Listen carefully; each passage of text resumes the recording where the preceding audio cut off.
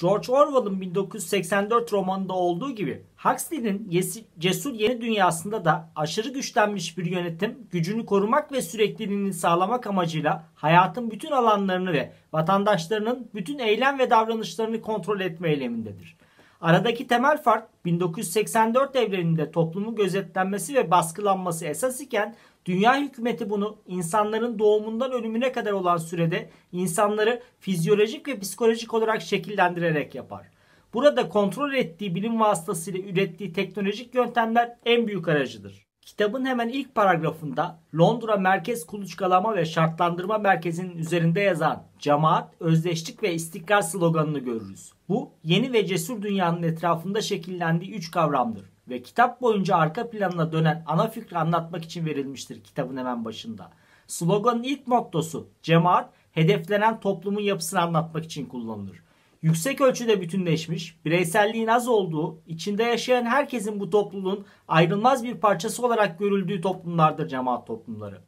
Böylesi bir toplumdaki kişiler yan yana duran fiziksel varlıkları olmanın dışında aynı duygu ve düşünce dünyasını paylaşan, aynı şeylerden zevk alan ve aynı şekilde yaşayan kişilerdir. İşte dünya devletinin hedefi böylesi bir toplumdur. Bunun yolu sloganın diğer kısmında, yani toplumun özdeşleştiği ve istikrarından geçer. Cemaat daha çok küçük bir alanda ve fiziki olarak iç içe yaşayan toplulukları anlatmak için kullanılan bir kavramdır. Yakın yaşayan insanlar kuralların ağırlığı ve liderin gücü karşısında birbirlerine benzerler. Yani özdeşleşirler. Cemaat yapısının insanları özdeşleştirmesi gibi özdeşleşen insanlar da cemaatleşir bir süre sonra. Burada amaç istikrar ve sürekliliktir. Romanın tamamına baktığımızda toplumsal yapılanmanın temel hedefinin istikrar sağlamak üzerine odaklandığını görürüz. Fakat yeni dünya bütün gezegene hükmeden tek bir devlet tarafından yönetilmektedir. Dolayısıyla fiziki olarak bu kadar geniş bir alanı cemaat yapısına dönüştürerek yerkürenin istikrarını sağlamak için dünya hükümeti bir takım araçlara ihtiyaç duyar. Bu bilim ve teknolojinin kontrolüdür. Burada sistem bilim ve teknolojiyi ayrı görür. Doğaya ve insana dair gerçekleri ortaya çıkartacak yeni keşifler vasıtasıyla aydınlanmaya ön ayak olacak bilim sansürlenir. Buna karşılık toplumda özdeşlik ve dolayısıyla istikrar sağlayacak teknolojiyi geliştirecek bilim teşvik edilir. Genetik mühendisliği bu bilimlerin en başında yer alır. Çünkü yeni nesillerin oluşması ailelerin toplumsal gereksinimlerden habersiz şekilde inisiyatiflerine ve duygusal kararlarına bırakılamayacak kadar önemli bir konudur. Dünya üzerinde yaşayacak insan sayısı ve çeşitliliği dünyanın istikrarının temeli olarak görülmekte ve bu amaçla yeni nesiller aile içerisinde normal yollardan değil klonlama yöntemiyle şişelerde yetiştirilmektedirler.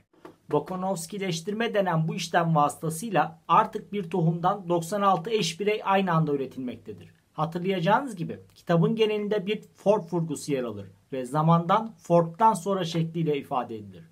Bu tahmin edeceğiniz gibi Ford araba fabrikalarına yapılan bir atıftır kitapta. Henry Ford dünyada ilk defa bant sistemini, yani işçinin işe değil ancak hareket eden bantlar sayesinde işin işçinin ayağına gelen sistemi kendi fabrikasında uygular ilk defa. Bunun üretime getirdiği temel yenilik aynı üründen çok büyük adetler üreterek maliyetleri aşağı çekmek ve ürün kalitesini standartize etmektir.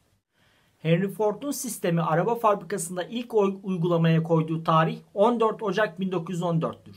Kendi adıyla alınacak sistem, yani Fordizm, dünyada kitle üretim çağının başlangıcı olarak kabul edilir. Dünya üzerinde hakim üretim metodu olması için 1950'li yılları, yani 2. Dünya Savaşı'nın sonrasını beklemek gerekecektir.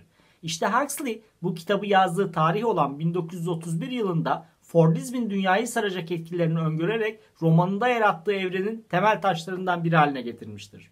Yeni nesillerin, tırnak içinde söylüyorum burasını, üretildiği kuluçkalama merkezini öğrencilerin dolaştığı giriş bölümünü hatırlarsanız, burada döllenmiş yumurtalar şişeler halinde Henry Ford'un fabrikasında olduğu gibi bantlarda dolaşmakta, yeni nesilleri yetiştirme işi bir kitle üretim mantığına dönüşmektedir.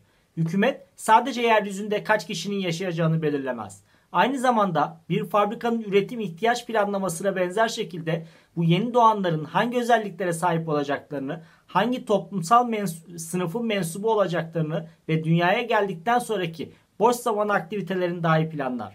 Bunu genetik olarak yaptığı kadar doğduktan sonra şartlandırma ve telkin gibi davranışçı yöntemlerle de pekiştirilir. Böylece yeni doğanlar dünyada hayalini kurdukları, işi yaptıklarını veya mükemmel bir hayat yaşadıklarını düşünmektedirler. Hiçbir şekilde toplumun menfaati dışına hareket etmezler. Sözüm ona, Fordist bir üretim hattının en büyük korkusu olan grevler artık dünya üzerinde söz konusu olmayacaktır. Çünkü herkes işinden memnundur.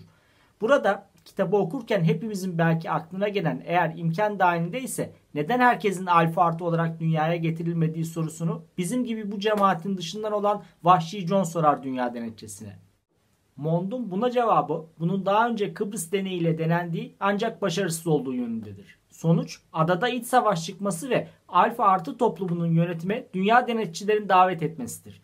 Yani artık sınıflı toplum yapısı bir gerçek olmanın ötesinde dünya üzerinde bir ihtiyaç olarak görülmeye başlanmış, iktidarın uzantısı olan bir birimin desteklediği teknolojiyle bir araya gelerek kurumsallaşmış ve istikrarın temel taşlarından bir haline gelmiştir.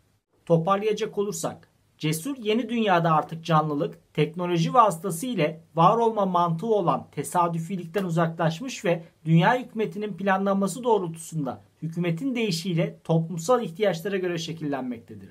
Nüfus planlaması daha başka bir deyişiyle nüfusu oluşturan bireylerin planlanması artık çalışma hayatının planlanmasıdır. İsteklerinizi lütfen yazın, sayfamı takip edin, güzel günlerde görüşelim.